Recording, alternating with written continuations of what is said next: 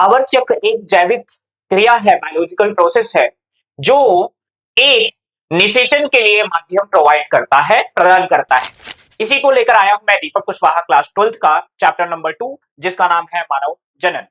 बेटा इसके पहले और जो है टॉपिक आ चुके हैं, उसकी वीडियो अपलोड हो चुकी है और इसे पढ़ने से पहले आप उस वीडियो को देखें और अच्छे से अपनी पढ़ाई करें। तो बेटा हमारा जो आज का टॉपिक है वो है आवर्त चक्र, जिसको हम बोलते हैं रज चक्र। इसके बारे में देखते हैं। तो बेटा रज चक्र जो होता है ये प्राइमेट्स में होने वाला एक जैविक क्रिया है, जिसे हम बोलते हैं बायोलॉजिकल प्रोसेस। ठीक है, ये हर 28 डे में रिपीट होने वाला प्रोसेस है, यानी हर 28 दिन में दोबारा स्टार्ट होने वाला प्रोसेस होता है। ठीक है, तो देखते हैं कि आवर्त चक्र है क्या और किस तरीके से ये रन होता है। तो यदि आप देखेंगे कि जो रज चक्र होता है, आवर्त चक्र होता है, इसी को हम बोलते हैं बेटा मेंस्ट्रुअल साइकिल या मेंस्ट्रुअल चक्र बोलते हैं। ठीक है, तो ये हर फीमेल में होने वाला एक क्या होता है, जैविक क्रिया है, जिसे हम बोलते हैं जनन चक्र होता है। ठीक है, और ये जनन चक्र के द्वारा क्या होता है कि अंड उत्सर्जन होता है, साथ में गर्भाशयी परिवर्तन होता है। ठीक है, जो अंडाशय होता है और ओवरी होता है, यदि आप देखेंगे कि ओवरी और अंडाशय में यदि आप देखेंगे तो मान लीजिए यहां पर ये फीमेल रिप्रोडक्टिव सिस्टम है। ठीक है, और इस फीमेल रिप्रोडक्टिव सिस्टम में यदि आप देखेंगे तो क्या होता है, यहां पर बेटा ये है ओवरी, जिसको आप क्या बोलते हो, अंडाशय। ये क्या है बेटा, अंडाशय है। ठीक है, और ये क्या है, गर्भाशय है।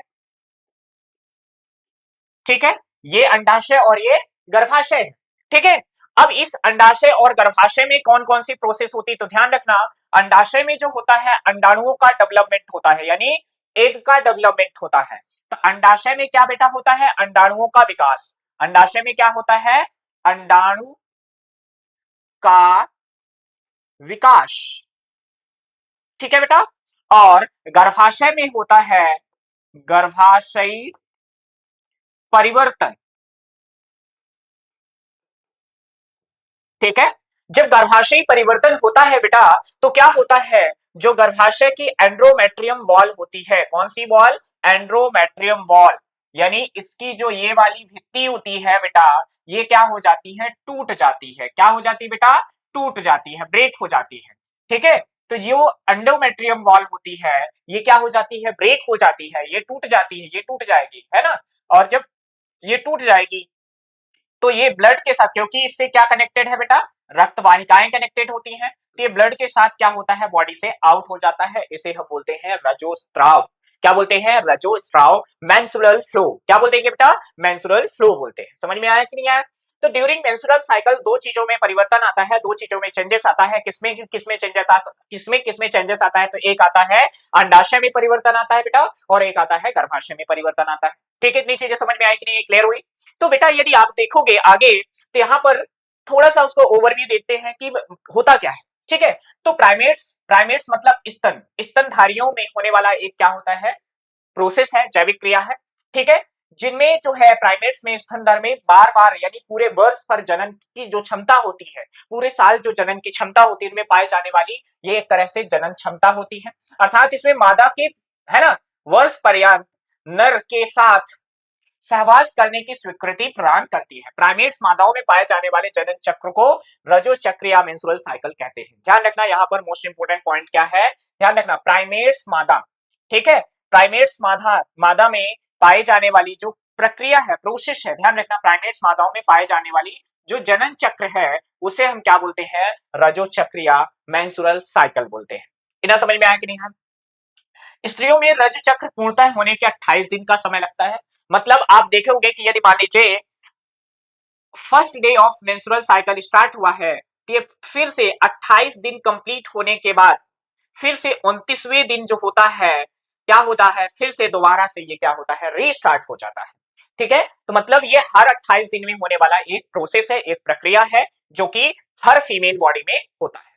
जब किसी भी फीमेल में पहली बार ये आता है, ये जब पहली बार इनिशिएट होता है, पहली बार ये मेंस्ट्रुअल साइकिल आता है, क्या, आवर्त चक्र। जब ये पहली बार आवर्त चक्र आता है तो ये जो पहली बार आवर्त चक्र आएगा तो ये एज ऑफ 12 to 14 की एज में आता है। ध्यान रखना, ठीक है, कब आता है 12 टू 14 या कि 10 से 14 वर्ष की आयु में जब आता है, इसे हम क्या बोलते हैं, मेनार्की बोलते हैं। क्या बोलते हैं, मेनार्की बोलते हैं। ध्यान रखना, ये मेंस्ट्रुअल साइकिल कब स्टार्ट होता है, जब मान लीजिए कोई बच्चा है, चाइल्ड है। अब चाइल्ड कौन होगा, फीमेल होगा, ठीक है। मान लीजिए कोई फीमेल है, वो मान लीजिए क्या हुआ, बर्थ ली है, बर्थ से लेकर उसकी बॉडी में 10 टू 14 एज तक, 10 से 14 वर्ष तक क्या होता है, शरीर का विकास होता है। क्या होता है बेटा, शरीर का विकास होता है। क्या होता है बच्चा, शरीर का विकास होता है, ठीक है। जैसे 10 से 14 वर्ष पूर्ण हो जाता है, तो यहां पर क्या स्टार्ट होता है, आवर्त चक्र स्टार्ट होता है। क्या स्टार्ट होता है बेटा, आवर्त चक्र स्टार्ट होता है। क्या स्टार्ट हो जाता है बेटा, आवर्त चक्र, ठीक है। क्या स्टार्ट होता है, आवर्त चक्र प्रारंभ हो जाता है। समझ में आया कि नहीं आया। और ये आवर्त चक्र जो होता है हर फीमेल में रन होता है, ठीक है। जब पहली बार आवर्त चक्र आता है, फर्स्ट टाइम आएगा, फर्स्ट आवर्त चक्र जब आता है, तो उसको हम बोलते हैं मेनार्की। क्या बोलते हैं बेटा, मेनार्की बोलते हैं। क्या बोलते हैं, मेनार्की बोलते हैं, ठीक है। तो इसे जब पहली बार किसी फीमेल में मेंस्ट्रुअल साइकिल स्टार्ट होता है, वो एज ऑफ 10 टू 14 होता है, 10 से 14 वर्ष की आयु में प्रारंभ होता है। उस अवस्था को अपन क्या बोलते हैं, मेनार्की बोलते हैं। इतनी चीजें समझ में आई कि नहीं आई, ठीक है। तो प्रथम बार जब आता है रजो चक्र, तो उसे हम क्या बोलते हैं, रजो दर्शन या मेनार्की बोलते हैं, ठीक है। क्या ये जीवन पर्यंत चलता है, बिल्कुल पूरा जीवन पर्यंत नहीं चलता है, ठीक है। ये जो होता है, ध्यान रखना, आप देख रहे हो कि 10 टू 14 की एज में ये प्रारंभ हो रहा है, और ये एज ऑफ 40 टू 50 यानी 45 टू 50, ये जो है 40 से 50 सॉरी 45 से 45 से 50 वर्ष की आयु में क्या होता है, बंद हो जाता है, ठीक है। 45 से 50 वर्ष की आयु में क्या हो जाता है, ये स्टॉप हो जाता है। इसे हम बोलते हैं मोनोपॉज। क्या बोलते हैं, मोनोपॉज बोलते हैं। क्या बोलते हैं, मोनोपॉज बोलते हैं। ध्यान रखना, ठीक है, इसे बोलते हैं मोनोपॉज, ठीक है। मतलब क्या होता है कि जब 45 से 50 वर्ष की एज हो जाती, उम्र हो जाती है, तो क्या होता है, मेंस्ट्रुअल साइकिल पूर्ण रूप से बंद हो जाता है। उसमें मेंस्ट्रुअल साइकिल जब पूर्ण रूप से बंद हो जाएगा, तो क्या नहीं होगा बेटा, तो उसमें ये नहीं होगा कि उसमें जो अंड का विकास हो रहा था ये रुक जाएगा, और जो गर्भाशयी परिवर्तन हो रहा था ये स्टॉप हो जाएगा। समझ में आया कि नहीं आया, मतलब अब ये नहीं होगा, ठीक है। तो ऐसा क्यों होता है, क्योंकि यहाँ पर जो होता है, अंडाणुओं का विकास जो होता है, आपको पढ़ चुके हो, कब गैमेटोजेनेसिस में पढ़ चुके हो कि गैमेटोजेनेसिस में गैमेट का फॉर्मेशन जो होता है जन्म के पहले हो चुका होता है ना। जब फीमेल गर्भाशय में होती है, भ्रूणी अवस्था में होती है, जब ही जो है अंडाणुओं का विकास हो जाता है। लेकिन उसका क्या होता है, जन्म के पश्चात क्या होता है, केवल डेवलपमेंट होता है, विकास होता है, ओके, फॉर्मेशन नहीं होता है, फॉर्मेशन नहीं होता, निर्माण नहीं होता है। समझ में आया कि नहीं आया। फिर यदि आप देखोगे कि स्त्रियों में ये 45 से 50 वर्ष की आयु में क्या होता है, रजोदर्शन जो होता है समाप्त हो जाता है। इसे हम बोलते हैं मोनोपॉज या रजो निवृत्ति बोलते हैं। क्या बोलते हैं, मोनोपॉज बोलते हैं, या इसी को हम बोलते हैं रजो निवृत्ति बोलते हैं। इतनी चीजें समझ में आई कि नहीं, क्लियर आई, नहीं आती है तो आप प्लीज एक बार दो बार आप मैसेज करिए, जैसे आपको समझ में आता है वैसे बताइए। जो भी डाउट आता है आप जरूर अपना राय हमें दें, ठीक है। और आगे यदि हम देखते हैं नेक्स्ट, रजोदर्शन निवृत्ति तक की अवधि को श्यो या इसी को हम बोलते हैं रिप्रोडक्टिव एज, जनन आयु बोलते हैं, ठीक है। मतलब आप देख रहे हो कि किसी फीमेल बॉडी में जो जनन की प्रक्रिया है वो एज ऑफ 10 टू 40 या स्टार्ट हो रही, 14 स्टार्ट हो रही है, और ये एज ऑफ 45 टू 50 क्या हो रही है, स्टॉप हो जा रही है, ठीक है। लगभग ये 30 से 35 साल का जो टाइम पीरियड होता है, ये कौन सा टाइम कहलाता है, ये जनन आयु कहलाता है, मतलब रिप्रोडक्टिव एज कहलाता है, जनन आयु कहलाता है। इसके बाद ये जो प्रोसेस है वो क्या हो जाती है, स्टॉप हो जाती है, बंद हो जाती है। समझ में आया कि नहीं। गर्भावस्था के दौरान जो रज चक्र अवस्था रूप से बंद होता है, अस्थायी रूप से बंद हो जाता है। मतलब क्या हुआ, जब कोई फीमेल प्रेगनेंसी स्टेज में होती है, गर्भावस्था में होती है, तो क्या होता है, रजो दर्शन जो होता है बंद हो जाता है। क्यों, ऐसा क्यों होता है बेटा, मान लीजिए यहाँ पर क्या होता है, इसके अंदर क्या है, यहाँ पर क्या हो रहा है, एक एम्ब्रियो डेवलप हो रहा है, भ्रूण डेवलप हो रहा है। ये क्या है बेटा, भ्रूण है। क्या है बेटा, भ्रूण है, ठीक है। जब ये भ्रूण डेवलप हो रहा, भ्रूण का विकास हो रहा है, तो आप देख रहे हो कि ये भ्रूण किससे अटैच है, एंड्रोमेट्रियम वॉल से, यानी अंतः गर्भाशय से ये क्या है, अटैच है, यानी उससे जुड़ा हुआ है। अब उससे जुड़ा हुआ है तो मान लीजिए मेंस्ट्रुअल साइकिल स्टार्ट हो जाता है, तो ये एंड्रोमेट्रियम वॉल टूट जाएगी, और जब एंडोमेट्रियम जो टूट जाएगी तो ये जो एम्ब्रियो जो इससे अटैच हुआ है यानी यूट्रस वॉल से जो जुड़ा है वो भी बाहर आ जाएगा। इस तरीके से जो प्रेगनेंसी है डिसकंटिन्यू हो जाएगी, है ना। इसलिए क्या होता है, जब प्रेगनेंसी कंडीशन हो जाती है यानी गर्भावस्था हो जाता है, उस टाइम पे ये जो मेंस्ट्रुअल साइकिल होता है वो कंप्लीटली जब तक गर्भावस्था चलता है तब तक वो क्या हो जाता है, स्टॉप हो जाता है, बंद हो जाता है। समझ में आया कि नहीं आया? इन्हीं चीजें समझ में आई, क्लियर हुई? ठीक है। अब इसमें क्या होता है, इसका नियमन कौन करता है, रेगुलेशन कौन करता है? तो ध्यान रखना, इसको कोई हम और आप नहीं कंट्रोल कर सकते हैं, क्योंकि इसको हमारे इस प्रोसेस को, मेंस्ट्रुअल साइकिल को कंट्रोल करने के लिए और उसका नियमन करने के लिए हमारे बॉडी में, फीमेल बॉडी में क्या होता है, हार्मोन सीक्रेट होता है, केमिकल स्रावित होते हैं, और वही केमिकल क्या होते हैं, इस कंप्लीट प्रोसेस को, इस कंप्लीट चक्र को क्या करते हैं, रेगुलेट करते हैं, प्रारंभ करते हैं।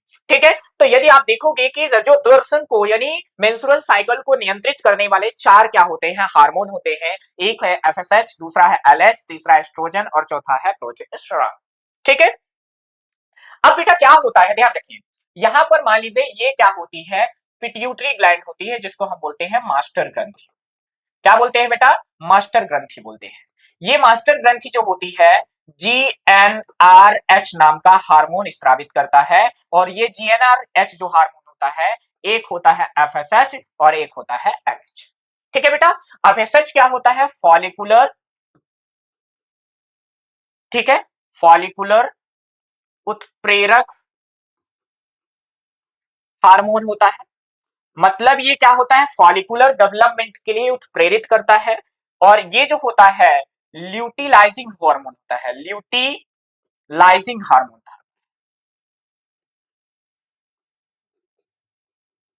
क्या होता है बच्चा, ल्यूटिलाइजिंग हार्मोन होता है। इतनी समझ में आया कि नहीं आया? तो दो हार्मोन आपको पता चल गया, एफएसएच और एलएच। अब उसके बाद एस्ट्रोजन और प्रोजेस्टेरोन क्या होता है? तो बेटा फीमेल में आपने देखा होगा इस तरीके से एक जो है आलमंड शेप, जिसको बादाम के आकार की स्ट्रक्चर देखा होगा, इसको बोलते हैं ओवरी।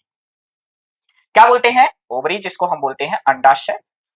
और बच्चा ये अंडाशय क्या होता है, ये दो टाइप की हार्मोन क्रिएट करते हैं, स्रावित करते हैं, जिसका नाम है एस्ट्रोजन और दूसरे का नाम है बेटा प्रोजेस्टेरोन। क्या नाम है बेटा, प्रोजेस्टेरोन।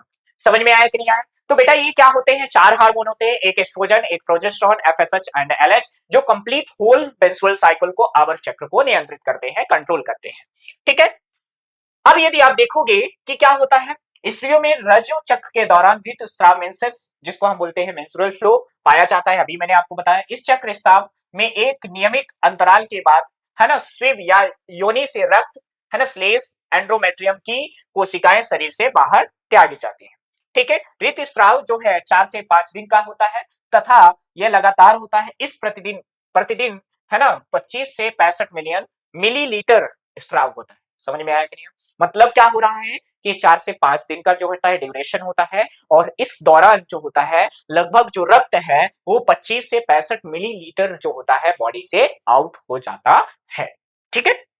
अब देखिए बेटा, यदि आप देखोगे कि ये मेंस्ट्रुअल साइकिल जो हो रहा है तो किस तरीके से हो रहा है, कैसे हो रहा है, कहां पर हो रहा है? तो बेटा जो मेंस्ट्रुअल साइकिल हो रहा वो ओवरी में हो रहा, अंडाशय में हो रहा और गर्भाशय में हो रहा। ठीक है। कैसे होता है वो हम अभी देखने वाले हैं। जो आवर्त चक्र है ये 4 अवस्थाओं में पूर्ण होता है, जैसा है पॉलीफेरेटिव फेज, अंडाशय चरण, सिक्रेटरी फेज और मेंसेस फेज। ठीक है। अब ये चारों अवस्थाएं क्या क्या होती है, हम उसके बारे में देखते हैं किस तरीके से होता है।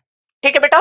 तो यदि देखें तो सबसे पहले यदि हम देखते हैं, आप देखेंगे कि अंडोत्सर्जन जो होता है वो कहां होता है, कहां होता है बेटा? अंडोत्सर्जन की जो प्रोसेस होती है वो अंडाशय में होती है। कहां होती है बेटा? अंडाशय में होती है। तो देखिए बेटा, यदि आप देखेंगे पाएंगे कि मान लीजिए किसी फीमेल में ये एक तरह से हमने चार्ट देखा, और यहां पर मान लीजिए 1 2 3 4 5 6 7 8 9 10 11 12 13, ठीक है, 14 15 16 17 18 19 20 21 22 23 24 25 26 27, ठीक है, और 28। ये 28 दिन का एक क्या है, पूरा टेबल है। क्या है बेटा? टेबल है। ठीक है। अब इस 28 दिन में 28 डे में कौन कौन सी प्रोसेस होती है? ठीक है।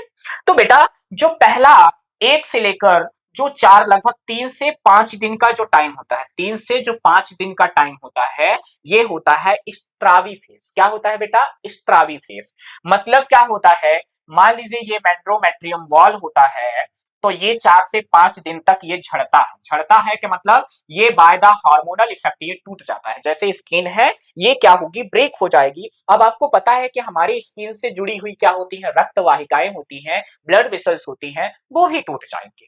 ठीक है, नॉर्मल से देखते हो कहीं घिस गया, कहीं गिर गए हो तो इंजरी का क्या बोलते हैं, चमड़ी जो तुम्हारी स्किन है वो निकल जाती है, देखते हो थोड़ा सा ब्लड जो है सिलसिला जाता है, थोड़ा सा ब्लड आने लगता है ना। तो बेटा यहाँ पर भी ऐसे ही है कि जो एंड्रोमेट्रियम वॉल है वो टूट जाती है, ब्रेक हो जाती है, अपने आप टूट जाती है। क्यों टूट जाती है? क्योंकि आगे इम्प्लांटेशन कराना है, ठीक है, और निसेशन कराना है। अब जब ये एंड्रोमेट्रियम वॉल टूट जाएगी, ब्रेक हो जाएगी, है ना, तो जब ब्रेक हो जाएगी तो जब ब्लड वेसल्स भी टूट जाएंगी, रक्त वाहिकाएं भी टूट जाएंगी, तो रक्त निकलेगा। ठीक है, तो ये 3 से 5 दिन का जो टाइम होता है, इस टाइम पीरियड को हम बोलते हैं स्त्रावी फेज। क्या बोलते हैं? स्त्रावी प्रवस्था बोलते हैं। समझ में आया कि नहीं आया? मतलब इसमें क्या होता है, स्त्रावण होता है। स्त्रावण किसका होता है? Blooding phase. ठीक है, अब इसके बाद जब ये प्रोसेस हो जाती है तो उसके बाद क्या होता है, यहां पर आप पाएंगे कि जो एंड्रोमेट्रियम वॉल है ये फिर से डेवलप होने लगेगी, और ये डेवलप होकर लगभग 28 दिन में ये कंप्लीटली डेवलप हो जाती है, पूर्ण रूप से विकसित हो जाती है। अब इसके साथ साथ इसमें क्या होगी, रक्त वाहिकाएं भी होंगी। क्या होंगी बच्चा? रक्त वाहिकाएं भी होंगी। क्या होगी? रक्त वाहिकाएं भी होंगी। इस तरीके से यहां पर क्या होंगी, ब्लड वेसल्स भी होंगी। ठीक है, इनमें क्या पाई जाती है बेटा? ब्लड वेसल्स भी डेवलप होगी। मतलब जो टूटा था उसका फिर से क्या हो जाएगा, निर्माण हो जाएगा, और ये प्रोसेस चलती रहती। तो बेटा ये कहां पर हो रही है? गर्भाशय में हो रही है। कहां हो रही बेटा? गर्भाशय में हो रही है। समझ में आया कि नहीं आया? तो बेटा ये कहां हो रहा है? गर्भाशय में। तो गर्भाशय में ही एंडोमेट्रियम वॉल होती है, वहीं पर टूटती है, वहीं पर बनती है। तो जब एंडोमेट्रियम वॉल गर्भाशय में होती है, क्या हो जाती है, ब्रेक हो जाती है, टूट जाती है, जिससे ब्लडिंग होता है, स्त्रावी फेस उसे हम बोलते हैं। फिर उसके बाद यदि आप देखोगे कि ये धीरे धीरे की ओर, इधर की ओर डेवलप होगा, तो इसमें क्या होगा, फिर से रिपेयरिंग हो जाएगी और डेवलप हो जाएगी, और पुनः से निषेचन के लिए वो तैयार हो जाएगी। समझ में आया कि नहीं आया? तो गर्भाशय में होने वाली प्रवस्थाएं हैं। तो स्त्रावी प्रवस्था हो गई। ठीक है, अब इसके बाद जो होता है, 5 से लेकर लगभग 14th डे तक, यहां तक जो है, यहां तक जो है क्या होता है बेटा, यहां पर यदि आप देखोगे तो इसको हम बोलते हैं ल्यूटियल प्रवस्था। ल्यूटियल प्रवस्था क्या बोलते हैं बेटा? ल्यूटियल अवस्था। क्या बोलते हैं? ल्यूटियल प्रवस्था बोलते हैं। क्या बोलते हैं बेटा? ल्यूटियल प्रवस्था। क्या बोलते हैं? ल्यूटियल प्रवस्था बोलते हैं। क्या बोलेंगे बेटा? ल्यूटियल अवस्था बोलते हैं। ठीक है, तो यहां पर 5 के बाद से लेकर 14 तक का जो टाइम होता है इसको बोलते हैं ल्यूटियल प्रवस्था बोलते हैं। ठीक है, यहां पर जो है डे ऑफ, क्या है? डे ऑफ क्या है? 14, इसे हम बोलते हैं अंड उत्सर्जन प्रवस्था बोलते हैं। क्या बोलते हैं बच्चा? अंड उत्सर्जन प्रवस्था। मतलब क्या होता है, mid day of menstrual cycle, जब आवर्त चक्र का मध्य डे होता है, मिड डे होता है, उस टाइम पे क्या होता है, अंड उत्सर्जन होता है, ओवुलेशन होता है। और कब होता है? Mid day of menstrual cycle, जब आवर्त चक्र का मध्य डे होता है। समझ में आया कि नहीं आया? उसके बाद जब ओवुलेशन हो जाता है तो लगभग 1 वीक, लगभग अबाउट 21 से 22 तारीख तक क्या होता है, ये अंडाणु जो होता है, लगभग 1 वीक का जो टाइम होता है, ये फिलोपियन ट्यूब में क्या होता है, रुका रहता है। किसके लिए? युग्मक के लिए। मादा युग्मक जो है नर युग्मक का वेट करता है, यानी शुक्राणुओं का वेट करता है कि शुक्राणु कब आएगा और निषेचन की क्रिया कब पूर्ण होगी। समझ में आया कि नहीं आया? फिर यदि हो गया, निषेचन हो गया, तो उसका आगे की ओर इम्प्लांटेशन होगा। नहीं हुआ तो फिर आगे की ओर ये क्या करेगा, निष्क्रिय हो जाएगा। 21 दिन के बाद जो ये अंडाणु ओवुलेशन हुआ था वो निष्क्रिय हो जाएगा। ठीक है, इतना समझ में आया कि नहीं आया? तो ये किसमें होने वाला परिवर्तन है बेटा? गर्भाशय में होने वाला परिवर्तन है। किसमें होने वाला परिवर्तन है? गर्भाशय में होने वाला परिवर्तन है। अब इसी तरह से बेटा और होता है इसमें, इसी तरह से और क्या होता है, तो इसी तरह से यदि आप देखोगे, यहीं पर हम बता देते हैं आपको, यहीं पर यदि आप देखोगे तो आगे फॉलिकुलर डेवलपमेंट भी होता है। किसका डेवलपमेंट? फॉलिकुलर का डेवलपमेंट, यानी जिसको हम बोलते हैं फॉलिकल का विकास होता है। अब यहाँ पर जब फर्स्ट डे होता है तो यहाँ पर कुछ स्पेशल टाइप की सेल होती है। इन सेल को हम बोलते हैं ग्राफियन फॉलिकल या प्रिमोडियल फॉलिकल बोलते हैं। ठीक है, ये क्या होती है? प्रिमोडियल फॉलिकल होती है। क्या होती है बेटा? प्रिमोडियल फॉलिकल होते हैं। क्या होती है बच्चा? प्रिमोडियल फॉलिकल होती है। अब ये प्रिमोडियल फॉलिकल जब डेवलप होती है तो ये क्या करती है? प्राइमरी फॉलिकल में डेवलपमेंट होने लगती है। किसमें डेवलपमेंट होने लगती है? Primary follicle. अब ये जो प्राइमरी फॉलिकल है ये क्या होती है? सेकेंडरी फॉलिकल में डेवलप होती है। किसमें डेवलप होती है बेटा? Secondary follicle. ठीक है, सेकेंडरी फॉलिकल का मतलब क्या होता है? द्वितीयक फॉलिकल में ये क्या होती है? डेवलप होने लगती है। किसमें डेवलप होने लगती है? द्वितीयक फॉलिकल में ये डेवलप होने लगती है। अब ये जब द्वितीयक फॉलिकल जो होता है ये कन्वर्ट होता है, ठीक है, ये क्या है? प्रिमोडियल, प्राथमिक, सेकेंडरी। अब ये आएगा टर्सरी। क्या आएगा बच्चा? टर्सरी। टर्सरी को हम बोलते हैं तृतीयक। क्या बोलते हैं बेटा? तृतीयक। क्या बोलेंगे? तृतीयक फॉलिकल बोलेंगे। ठीक है, तो ये तृतीयक फॉलिकल हो गया। अब ये तृतीयक फॉलिकल आगे क्या होगा? मैच्योर, परिपक्व जो होता है ग्राफियन फॉलिकल में परिवर्तित हो जाता है। किसमें कन्वर्ट होगा बेटा? ग्राफियन फॉलिकल में। किसमें कन्वर्ट होगा बच्चा? ग्राफियन फॉलिकल में। और ये ग्राफियन फॉलिकल क्या होता है? बस्ट हो जाता है, फट जाता है। तो जैसे ही फटेगा तो इससे अंडाणु जो होता है ये बाहर आ जाएगा। ठीक है, ये कब होता है? Mid day of menstrual cycle होता है। कब होता है बच्चा? Mid day of menstrual cycle होता है। जब मेंस्ट्रुअल साइकिल का क्या होता है? मिड डे होता है, मध्य दिन होता है। तो यहां पर ये क्या होता है? ओवुलेशन होने की प्रोसेस कंप्लीट होती है। समझ में आया कि नहीं आया? और ये जो ओवुलेशन की प्रोसेस है इससे क्या होगा? अंडाणु क्या होता है? मेच्योर ग्राफियन फॉलिकल से क्या हो जाता है? बाहर आ जाता है। ठीक है, तो यहां पर एक हार्मोन रिस्पॉन्सिबल होता है, उस हार्मोन का नाम है एलएच, ल्यूटिलाइजिंग हार्मोन। यहां पर बेटा ये जो बाहर आया है इसको हम क्या बोलेंगे? अंडाणु बोलेंगे। क्या बोलेंगे बेटा? अंडाणु बोलेंगे। और इस प्रोसेस को हम बोलेंगे अंड उत्सर्जन बोलेंगे। अंड उत्सर्जन बोलेंगे। क्या बोलेंगे बच्चा? अंड उत्सर्जन बोलेंगे। समझ में आया कि नहीं आया? क्या बोलेंगे? अंड उत्सर्जन बोलेंगे। समझ में आ गया कि नहीं आया? पक्का आ गया? तो ये कहां पर हो रहा है बेटा? ये हो रहा कहां होगा? ओवरी में होगा। ये कहां हो रहा है? अंडाशय में होने वाला प्रोसेस है। अंडाशय में होता है। और नीचे वाला कहां हो रहा है बेटा? गर्भाशय में होता है। समझ में आया कि नहीं आया? पक्का आ गया?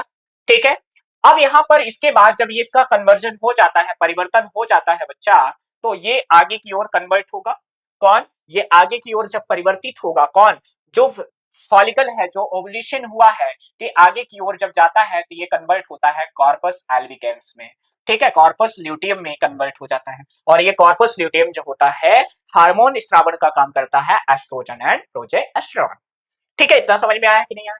तो बेटा ये ऊपर वाला क्या है? अंडाशय में होने वाला परिवर्तन है। और नीचे वाला किसमें होता है? गर्भाशय में होने वाला परिवर्तन है। इतना समझ में आ गया?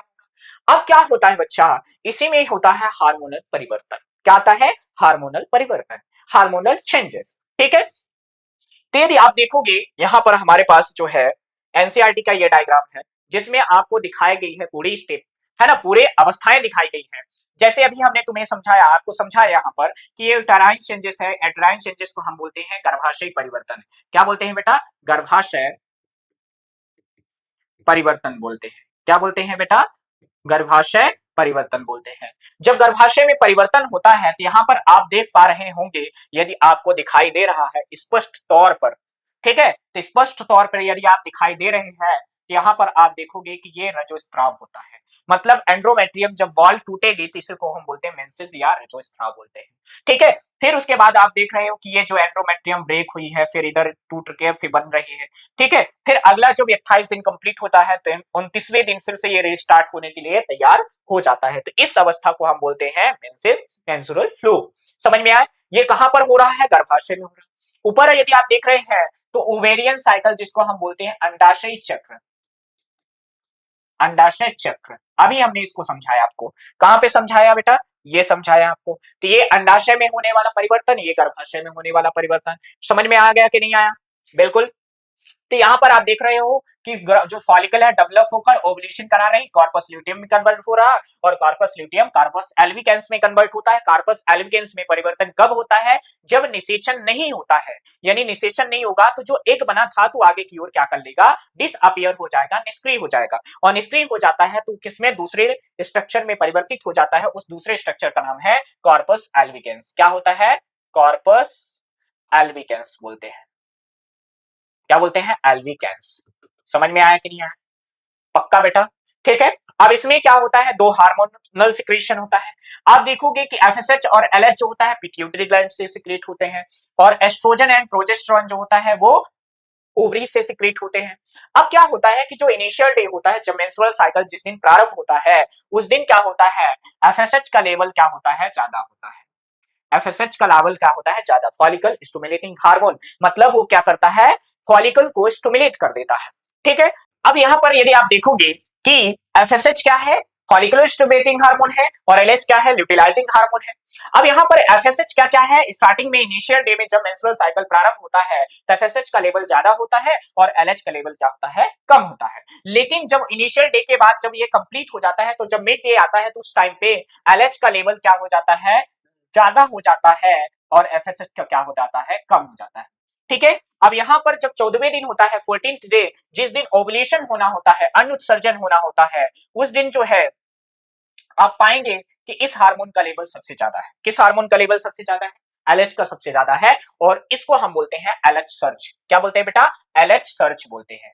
इसको बोलते हैं एल एल सर्च बोलते हैं। क्या बोलते हैं बेटा, एलएच सर्च बोलते हैं। समझ में आया। तो इस दिन जो है मेंस्ट्रुअल साइकिल में एलएच सबसे ज्यादा होता है। समझ में आया कि नहीं आया। उसके बाद जब दोबारा फिर से दोबारा यानी सेकंड मेंस्ट्रुअल साइकिल स्टार्ट होना होगा, तो फिर से एलएच का लेवल जो होता है क्या हो जाता है, बढ़ जाता है, और एफएसएच का क्या हो जाता है, सॉरी, एफएसएच का लेवल बढ़ जाता है, एलएच का क्या हो जाता है, कम हो जाता है। समझ में आया कि नहीं आया। ठीक है। तो ये कौन सा हार्मोन है बेटा, ये हार्मोन है पिट्यूटरी हार्मोन। अब जो ओवेराइन होता है वो क्या होता है, तो जो स्टार्टिंग डे होता है तो सबसे पहले प्रोजेस्टेरॉन का लेवल ज्यादा होता है। प्रोजेस्टेरॉन का लेवल क्या होता है, ज्यादा होता है, लेकिन एस्ट्रोजन का लेवल क्या होता है, कम होता है। ठीक है।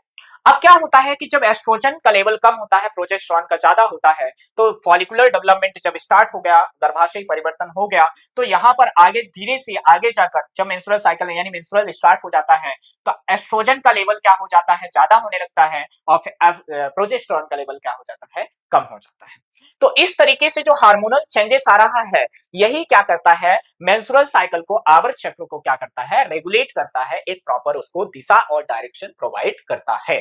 समझ में आया कि नहीं आया। मान लीजिए ऐसा ना हो तो क्या होगा, ऐसा यदि ना हो तो ऐसा हो सकता है कि जो मेंस्ट्रुअल साइकिल है, आवर्त चक्र है, वो क्या हो जाएगा, इनरेगुलर हो जाएगा, मतलब नियमित नहीं, और नियमित नहीं होगा तो कई सारी प्रॉब्लम आ सकती है, कई सारी समस्याएं पैदा हो सकती हैं।